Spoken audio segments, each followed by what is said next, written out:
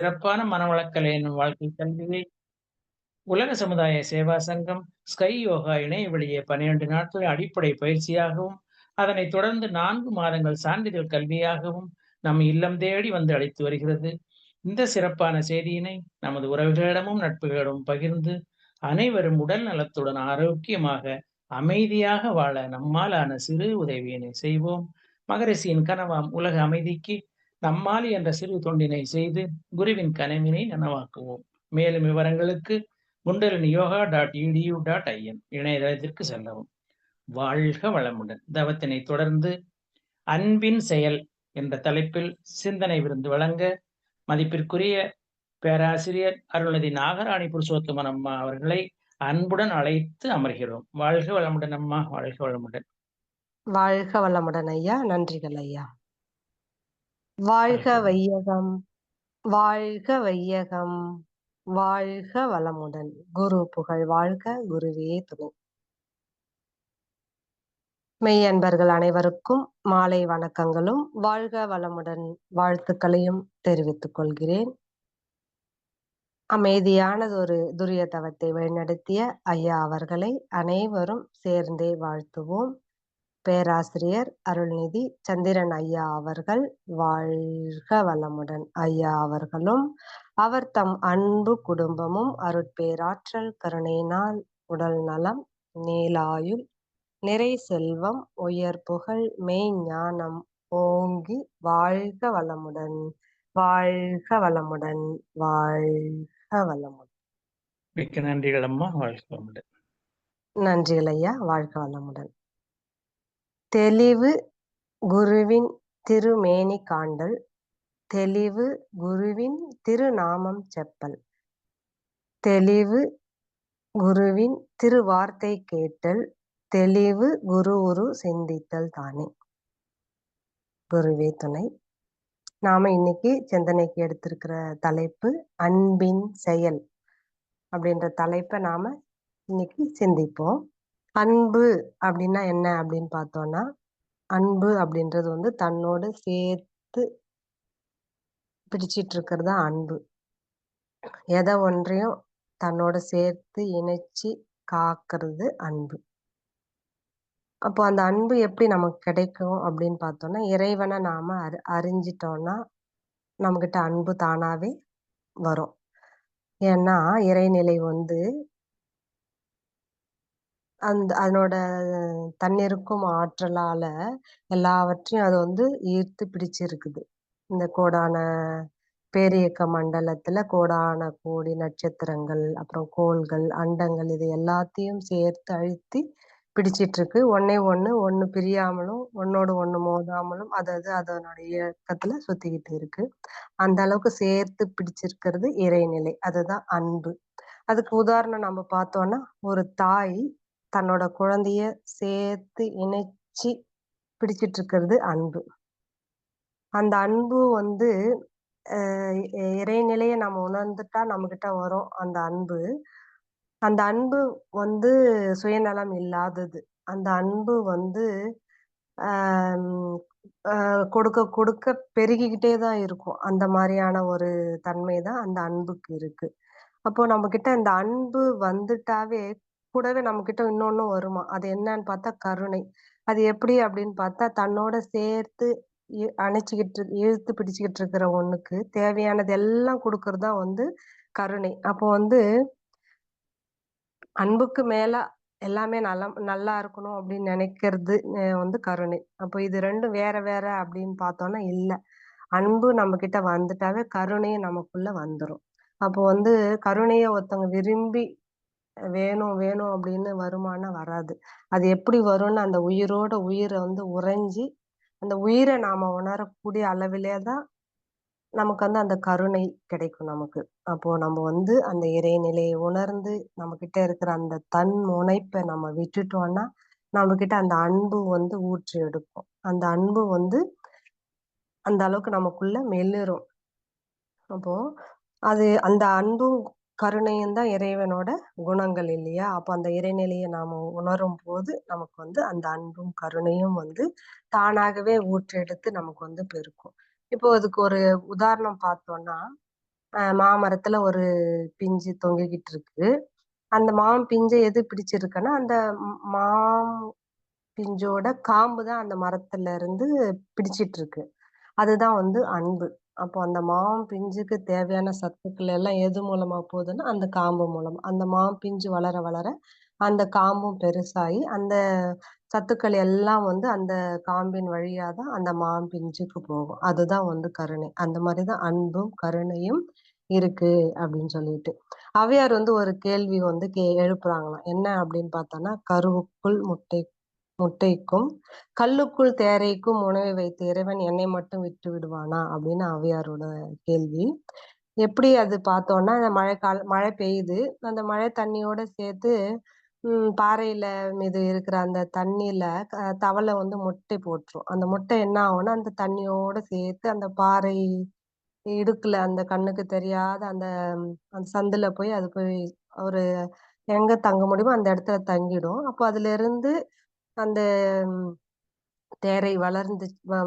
அப்போ வளர வளர அந்த அதுலருந்து அது வெளிய வர முடியாம அப்படியே திணறி அங்கேயே இருக்கும். அப்போ அந்த உயிருக்கு தேவையான அந்த உணவு, நீர் எல்லாம் எப்படி கிடைக்குதுன்னா, இறைநிலை அந்த சந்து வழியா அதுக்கு வந்து கிடைக்கிற மாரி இறைநிலை வந்து இறைநிலையோட கருணை தான் அதுக்கு வந்து உணவா கிடைக்குது. அப்போ அந்த மாரி தான். அதே மாரி இந்த முட்டைக்குள்ள இருக்கிற அந்த முட்டைக்குள்ள வந்து வெள்ளைக்கரு இருக்கு, மஞ்சள் கரு இருக்கு. அப்போ மஞ்சள் கரு தான் வந்து ஒரு உயிரா தோணுது. அது சுத்தியும் வெள்ளைக்கரு இருக்கு. அந்த உயிரா தோணுது. அதுக்கு உணவு வந்து என்னன்னா, அந்த வெள்ளைக்கரு தான். அந்த மாரி தான் இறைநிலை வந்து படைச்சிருக்கு. அப்போ அந்த உயிர் உருவானா எந்த ஒரு பாதிப்பும் இல்லாம இருக்கிறதுக்கு, அந்த முட்டையோட ஓடு வந்து பாதுகாக்குது. அந்த உயிர் வந்த உடனே அது உடைச்சு வெளிய வர்ற மாரி, அதுக்கேத்த மாரி இறைநிலை அந்த ஓட வந்து அந்த படைச்சிருக்கு. அப்போ அது உயிர் வந்துச்சுன்னா, அந்த ம் ஓட்டைய உடைச்சுக்கிட்டு அந்த உயிர் வரும். அப்போ எந்த உயிருக்கும் தேவையானது எல்லாமே வந்து இறைநிலை தான் குடுத்துக்கிட்டு இருக்கு. அப்போ அதனால தான் வந்து இறைநிலை அன்பும், கருணையும் நிறைந்தது அப்படின்னு சொல்லிட்டு. அப்போ ஒருத்தர் நடந்து போயிட்டே இருக்காரு. ஏதோ ஒரு விபத்து ஏற்படுது. அப்போ உடனே அவருக்கு வந்து ம் ரத்தம்லாம் வெளிய போயிட்டே இருக்கும். அந்த இடத்துல அவருக்கு வந்து அந்த விட்டமின் கே அப்படின்றத உருவாக்கி, அது ரத்தம் வெளிய போறத நிறுத்துது. அது அப்படியே உறைஞ்சு போகுது. அது மட்டும் இல்லாம அவருக்கு வந்து ஒரு மயக்கத்தையும் உண்டு பண்ணி, அந்த வலி தெரியாம இருக்கிறதுக்கு இறைநிலை வந்து அ அ அந்த உயிருக்கு வந்து இறைநிலை உடனே அந்த மாரி ஒரு உதவிய தானா செய்யுது. ஏன்னா ரத்தம் போயிட்டே இருந்ததுன்னா, அந்த உடல விட்டு உயிர் பிரியிற நிலைமை வந்துரும். அதனால அங்க அந்த இறைநிலை அன்பு அந்த உயிர வந்து காப்பாத்துது. அப்போ அப்போ எல்லா உயிர்கள் கிட்டயும் இறைநிலை வந்து அறிவா இருக்கிறதால, அன்பும் கருணையும் தான் அந்த எல்லா உயிரினத்திலும் ம் அதிகமா இருக்கு. அப்போ ஒரு கேள்வி நமக்குள்ள வரும். ஒரு விலங்கினங்கள் வந்து ஒரு உயிர அடிச்சு சாப்பிட்டு தானே அது வளருது அப்படின்னு சொல்லிட்டு. அது வந்து 5 அறிவு உள்ள ஜீவன்கள். அதுக்கு வந்து ஆ அந்த சமைச்சு சாப்பிடணும், அந்த அதெல்லாம் அதுக்கு தெரியாது. அந்த இறைநிலை படைச்சிருக்கிறதே வந்து ஒரு வலுவுள்ள ஜீவ இனம், வலுவற்ற ஒரு ஜீவ இனத்த அடிச்சு சாப்பிடுற மாரி தான் இறைநிலை படைச்சிருக்கு.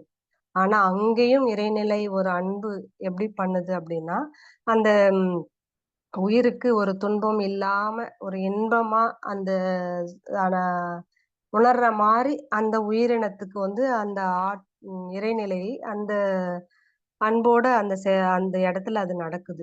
அடிச்சு சாப்பிட்டா கூட அது வலி எதுவும் தெரியாத மாரி ஒரு இன்ப நிலையை இறைநிலை குடுக்குதாம். இப்போ நம்ம வீட்ல கூட லைட் பக்கத்துலலாம் பல்லி இருக்கும். லைட்ட சுத்தி நெறைய பூச்சிகள் இருக்கும். அந்த பல்லி என்ன பண்ணும்னா, அப்படியே அந்த பூச்சியே பார்த்துக்கிட்டே இருக்கும்.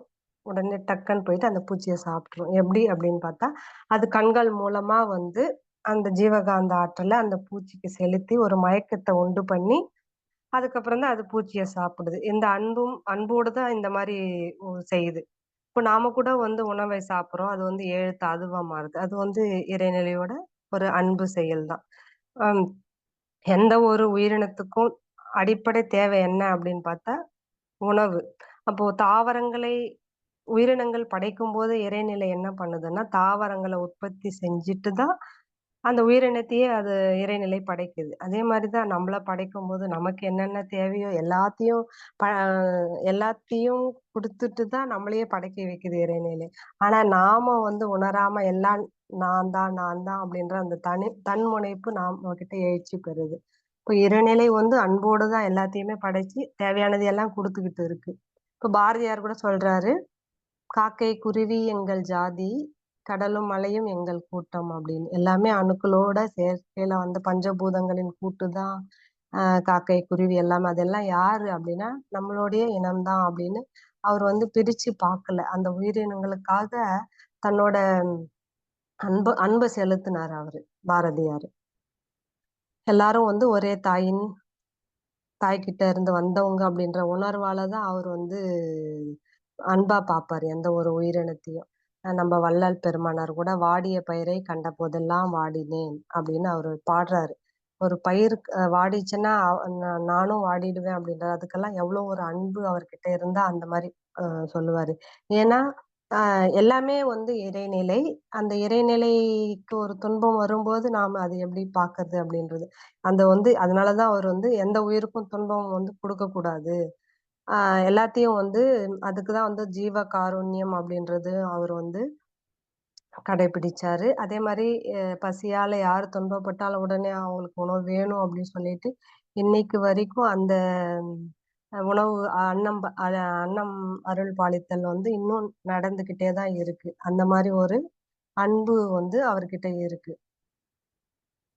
ஒரு கத. அ ஒ ஒரு ஊர்ல ஒரு அம்மா வந்து வீட்டுக்கு வெளிய வராங்க. அங்க பார்த்தா ஒரு 3 பேர் உட்கார்ந்துன்னு இருக்காங்க வயசானவங்க. அந்த அம்மாவுக்கு அவங்கள பார்த்த உடனே இவங்க ஏதோ பசியால இருக்காங்க. உடனே நம்ம வந்து இவங்க 3 பேருக்கும் கூப்பிட்டு சாப்பாடு போடணும் அப்படின்னு அந்த அம்மாவுக்கு தோணுது. உடனே அந்த 3 பேருக்கிட்ட, "ஐயா நீங்க எங்கேருந்து வந்திருக்கீங்க?" அப்படின்னு கேட்குறாங்க. கேட்டுட்டு, "வாங்க நீங்க பசியோட இருக்கீங்க போல, எங்க வீட்ல உணவு வந்து சாப்பிடுங்க" அப்படின்னு கூப்பிடுறாங்க. அப்ப அந்த 3 பெரியவங்க சொல்றாங்க, உன்னோட கணவர் வீட்ல இருக்காரா?" அப்படின்னு கேட்குறாங்க. "இல்ல." உங்க கணவர் வந்ததுக்கு அப்புறமா எங்கள வந்து கூப்பிடு. அப்ப நாங்க வர்றோம் அப்படின்னு சொல்றாங்க. அப்புறம் அந்த அம்மாவோட கணவரு அ சாயங்காலம் வர்றாரு. உடனே ஆ அந்த அம்மா எல்லாத்தையும் சொல்றாங்க. "அப்படியா? ஆ சரி போய் கூப்பிட்டுன்னு வா, சாப்பாடு போடலாம்." அப்படின்னு அவரும் சொல்றாரு. அந்த அம்மா போய் கூப்பிடும்போது, அ நான் அவங்க வந்து ஒரு கேள்வி நான் வந்து வெற்றி, செல்வம், அன்பு இந்த 3 பேர் நாங்க. உன்னோட கணவர்கிட்ட போய் கேளு. யார் வேணுமோ கேளு. அவரு என்ன சொல்றாரோ, அத பொறுத்து தான் நாங்க வருவோம். எல்லாருமே எங்களால வர முடியாது. யாராவது ஒருத்தர் தான் நாங்க வருவோம். அது யார் வேணும்ன்றத உங்க கணவர்கிட்ட கேட்டு சொல்லு அப்டின்றாங்க. அப்போ போய் கணவர்கிட்ட கேட்குறாங்க. அப்ப கணவர் சொல்றாரு, "செல்வத்த கூப்பிடு. நம்ம வீடு நெறஞ்ச செல்வம் நெறஞ்சிடும் செல்வம். செல்வத்தால அவர் நிரப்பிடுவாரு." அப்டின்ட்டு சொல்றாங்க. அந்த அம்மா சொல்றாங்க, "இல்லங்க வெற்றிய கூப்பிடலாம். எல்லாமே நமக்கு வெற்றியா அமையும்." அப்டின்னு சொல்லி அந்த அம்மா சொல்றாங்க. அ அவங்க குழந்தை இதெல்லாம் கேட்டுட்டு இருந்து, அந்த சின்ன குழந்தை சொல்லுதா, "இல்ல நம்ப அன்பு அவங்கள கூப்பிட்டோம்னா, வீடு நெறஞ்சு அன்பு நெறஞ்சுக்கிடுவாங்க. அப்போ நமக்கு எல்லாமே கிடைக்கும். அன்பு இருந்துச்சுன்னா" அப்படின்னு அந்த சின்ன குழந்தை சொல்லுதாம். அப்போ அவங்க 2 பேரும், "ஆமால்ல, அன்பு கூப்பிட்டா நமக்கு அன்பால நெறஞ்சிருவோம். அப்ப அன்பையே கூப்பிடு" அப்படின்னு அவங்க ஒரு முடிவுக்கு வந்து, போய் கூப்பிடுறாங்க. அம்மா சொன்னாங்க, "இது மாரி எல்லாம் வந்து அன்பு கூப்பிட சொன்னாரு" அப்படின்னு சொல்லிட்டு. அப்ப கூப்பிடும்போது மத்த 2 பேருமே கூடவே வந்தாங்களா? "நீங்க தான் ஒருத்தர் வருவீங்கன்னு சொன்னீங்களே! ஏன் நீங்க 2 பேருமே வரீங்களே?" அப்படின்னு கேட்டதுக்கு, "நீங்க வெற்றி வேணும்னு சொல்லியிருந்தா ஒருத்தர் வந்திருப்போம். அதே மாரி செல்வம் வேணும்னு சொல்லியிருந்தா ஒருத்தர் வந்திருப்போம். நீங்க அன்பு வேணும்னு சொன்னீங்கல்ல, அப்ப நாங்க ஒரு 3 பேரும் சேர்ந்து தான் வருவோம்." அப்படின்னு 3 பேருமே சேர்ந்து அந்த வீட்டுக்கு வருவாங்களாம். அப்போ இதுலேருந்து நம்ம என்ன தெரிஞ்சுக்கிறோம்னா, அன்பு நம்மகிட்ட இருந்துச்சுன்னா, எல்லாமே நமக்கு கிடைக்கும். நம்ம வீட்ல கூட நம்ம அன்பா நடந்துக்கிட்டோம்னா ஆ அப்பா, அம்மா அன்பா நடந்துக்கிட்டோம்னா, அத பார்த்து தன்னோட பிள்ளைகளும் எல்லார்கிட்டயும் அந்த அன்பா நடந்துக்குவாங்க. நம்ம என்ன செய்றோம் அப்படின்றத நம்ம பிள்ளைகள் பார்த்துக்கிட்டே இருப்பாங்க. அ நம்ப நடந்துக்கிற விதம் அப்படியே அவங்களுக்கும் பதிஞ்சு, அவங்க அந்த செயல்கள செய்வாங்க. அப்ப நாம வந்து அமைதியான வாழ்க்கை வாழணும்னா, அன்பு நம்மகிட்ட வந்து இருந்துச்சுன்னா, அந்த வீடே வந்து ஒரு எல்லா செல்வங்களும் வந்து கிடைக்கும் இல்லைங்களா? இப்ப அந்த மாரி தான் வந்து அன்பின் செயல்கள் வந்து வெளிப்படணும். ஆ அன்ப பத்தி மட்டும் பேசக்கூடாது. பேசிக்கிட்டே இருந்தா அன்பு கிடைக்குமா அப்படின்னு பார்த்தா இல்ல. அன்பான செயல்கள் வந்து நாம செய்யணும். அப்படி அன்பான செயல்கள் நமக்கு குடுத்திருக்காரு நமது ஆசான் அருட்தந்தை வேதாத்ரி மகரிஷி. ஒரு பாடல்.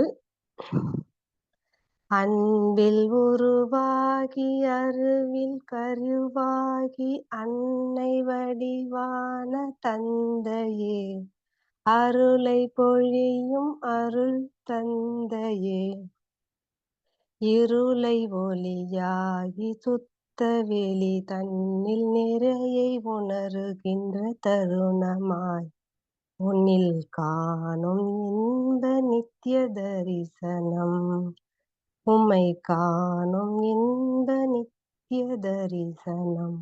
அன்பில் உருவாகி அருவில் கருவாகி அன்னை வடிவான தந்தையே, அருளை பொழியும் அருள் தந்தையே, இருளை ஒளியாகி சுத்த வெளி தன்னில் நிறையை உணருகின்ற தருணமாய் வள்ளுவன் துவங்கி வள்ளலார் வரையில் வசித்ததுன்னில் அன்பு தந்தையே, உன் வார்த்தை ஒவ்வொன்றாய் உலக அமைதிக்கு விதைகளானது உந்தன் சிந்தையே, குருவின் வடிவான விந்தையே. அன்பில் உருவான அறிவில் கருவான நம்மளுடைய ஆசான் அருட்தந்தை அவர்கள் அன்பின் செயலால நமக்கு இந்த மனவளக்கலை அப்படின்ற ஒரு பொக்கிஷத்தை நமக்கு அளிச்சிருக்காரு. நம்ம ஒவ்வொரு மனிதருக்கும் பிறந்தது முதல் இறக்கும் வரை என்னென்ன தேவையோ அனைத்து பயிற்சிகளையும் அனைத்து தத்துவங்களையும் எல்லாமே அப்படியே அள்ளி வாரி நமக்கு வந்து செயல்கள் மூலமா செயல்படுத்தி கொடுத்திருக்காரு. அப்போ நாம அத வந்து புரிஞ்சுக்கிட்டு நாம வாழ்க்கையில வந்து நாம செயல்படுத்தணும் அப்படின்னா நம்ம கிட்ட எப்படி இருக்கும்? அன்பு பெருகும். நம்மளுடைய ஆசான் அவர்களுடைய முகத்த பார்க்கும்போது அந்த அன்பு மிளிரும். அப்படியே அழகா சிரிச்சுக்கிட்டு இருப்பாரு. இன்னும் பார்த்துக்கிட்டே இருக்கணும் போல இருக்கும்.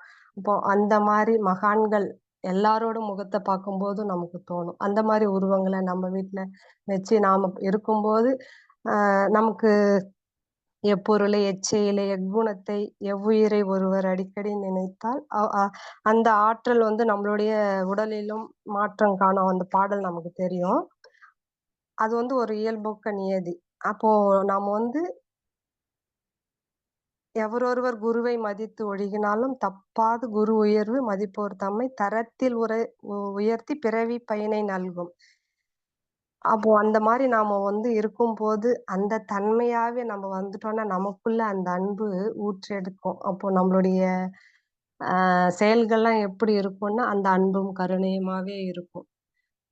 ஞானக்கலைஞர் கவில மகரிஷி அவங்க குடுத்திருக்காங்க. "அன்பின் செயல்" அப்படின்ற ஒரு கவி. "அனைத்துயிரும் ஒன்றென்று அறிந்த அடிப்படையில் ஆற்றும் கடமையெல்லாம் அன்பின் செயலாம்." எல்லா உயிரும் ஒண்ணுதான். அங்க வந்து எதுவுமே இல்ல. அப்போ அந்த மாரி நெனைச்சு நாம அறிஞ்சு, நாம அந்த கடமைகள செய்யறது எல்லாமே அன்பின் செயல் தான் அப்படின்றாரு. அன்பின் செயல் என்ற கவியில. அன்பு அப்படின்ற கவியில வந்து இறையுணர்வால் அறிவடைந்த முழுமை பெற்றால் இயங்கும் பல் உயிர்களிடத்தும் மலரும் நட்பை மறையுணர்ந்தோர் அன்பு என்பர். மனித உள்ளம் மாண்பு பெற்ற நிலை இதுவே அமைதி வித்து.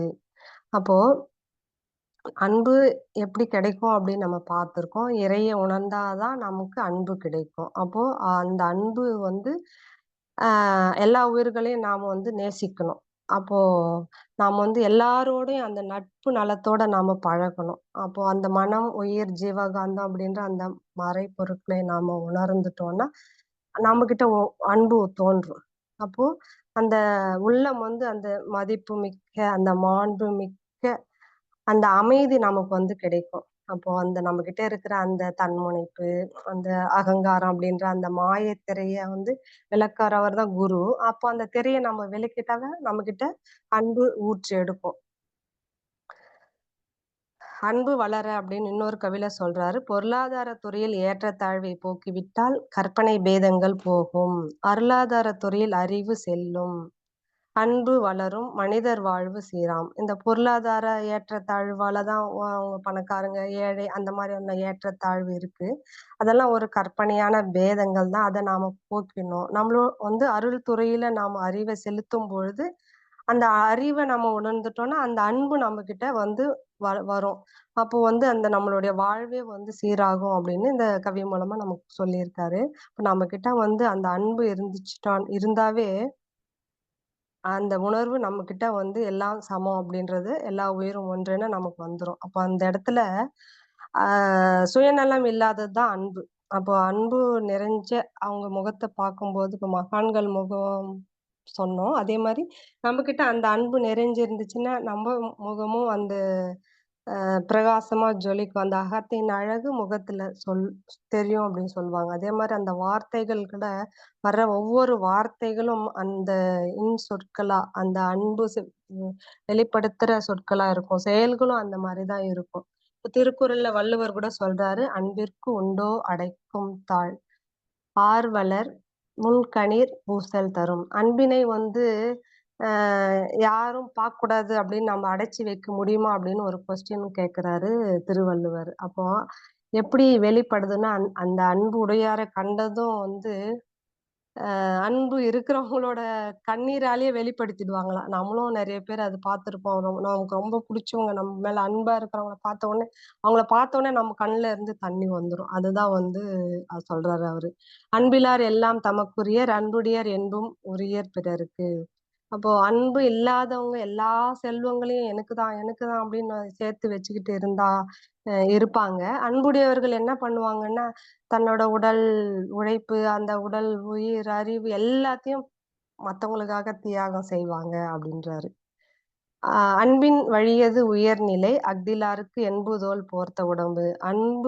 அன்புள்ள உடம்பு தான் உயிருள்ள உடம்பாம். அந்த அன்பே இல்லாத உடம்பு எப்படின்னா, ஒரு எலும்பினை தோலினால மூடி இருக்கிற அந்த உடம்பு தான் அப்படின்னு திருவள்ளுவர் வந்து ரொம்ப சிறப்பா சொல்றாரு அன்பு பத்தி. அன்பு அப்படின்னா நமக்கு எல்லாருக்குமே அந்த அம்மா தான் ஞாபகம் வரும். 1000 சொந்தங்கள் அனைத்திட இருந்தாலும், அன்னையைப் போன்று அன்பு செய்ய யாரும் இல்லை இந்த உலகத்தில். உண்மைதான. அம்மா தான் வந்து அம்மா கிட்ட தான் கிடைக்கும் நமக்கு. இந்த மாரி ஒரு உணர்வு. ஆ அன்பு அன்பு வந்து நம்மகிட்ட இருக்கணும்னா, அந்த ஆ எல்லா உயிர்களுக்கும் நம்ம வந்து அன்பு செலுத்தணும் அப்படின்னு சொல்லியிருக்காங்க. தாயுமானவர் சொல்றாரு, "எல்லா உயிரும் இன்புற்றிருக்க நினைப்பதுவே அல்லாமல் வேறொன்றும் அறியேன் பராபரமே." அவரு அதுக்கும் மேல எல்லா உயிரும் நல்லா இருக்கணும். அதுதான் என்னோட நெனைப்பு. அத தவிர எனக்கு எதுவுமே தெரியாது அப்படின்னு அவர் சொல்றாரு. இன்னொரு பாடல்ல, "எங்கெங்கு எதிலிருந்து எவ்வுயிரை நோக்கினும் அங்கங்கு இருப்பது நீ அன்றோ பராபரமே." நான் எந்த உயிர எந்த இடத்துல எப்படி பார்த்தாலும், அந்த உயிராக நீ தான் அங்க இருக்க அப்படின்னு இந்த பாடல்ல சொல்றாரு. இப்போ கடவுளை உணர்ந்தவர், கடவுளை நாடுவர். கடவுளை அறிந்தவர், கடமையில் வாழ்வர். அப்போ வந்து நாம வந்து கடவுள் எங்க இருக்காரு? எப்படி இருக்காரு? அவர எப்படி நாம அடைய முடியும்? அப்படின்ற கேள்விகள் நம்ப கேட்டுக்கிட்டே இருந்தோம்னா, அந்த கடவுளை நாம வந்து அறிஞ்சிட்டோம்னா, நம்ம கடமையில வாழ்வோம் அப்படின்னு நம்மளுடைய ஆசான் சொல்றாரு. "அறிந்தது சிவம், மலர்ந்தது அன்பு. அறிவை அறிந்தவரின் அன்பின் அறமே ஞானம்." அப்போ அந்த ஞானம் நம்மகிட்ட வந்துச்சுன்னா, நம்மகிட்ட அந்த அன்பு பெருகும். இப்ப நம்ம அன்பு வாழ்க வையகம், வாழ்க வையகம், வாழ்க வளமுடன் அந்த உலக அமைதிக்காக நம்முடைய மகான் அவர்கள் நமக்கு அந்த மந்திரத்த குடுத்திருக்காரு. உலக நல வாழ்த்துல அழகா நம்ம எல்லாரையும் நல்லா இருக்கணும் அப்படின்ற மாரி தான் அந்த பாடல் வடிவமைச்சு குடுத்திருக்காரு நம்மளுடைய மகான். அதே மாரி மழை வாழ்த்து குடுத்திருக்காரு. அ வையகத்த தான் வாழ்த்தணும் அப்படின்றாரு. அ அந்த அளவுக்கு அவர்கிட்ட அன்பு மிளிர்றதால தான் அப்படி ஒரு மகான் நமக்கு குருவா கிடைச்சிருக்காரு. அந்த வகையில குரு குடுத்திருக்கிற பயிற்சிகளை முறையா செஞ்சு நம் வாழ்வை உயர்த்துவோம் என்று கூறி, இந்த வாய்ப்பை அளித்த அன்பு உள்ளங்களுக்கு நன்றி பாராட்டி நிறைவு செய்து கொள்கிறேன். வாழ்க வையகம், வாழ்க வையகம், வாழ்க வளமுடன்.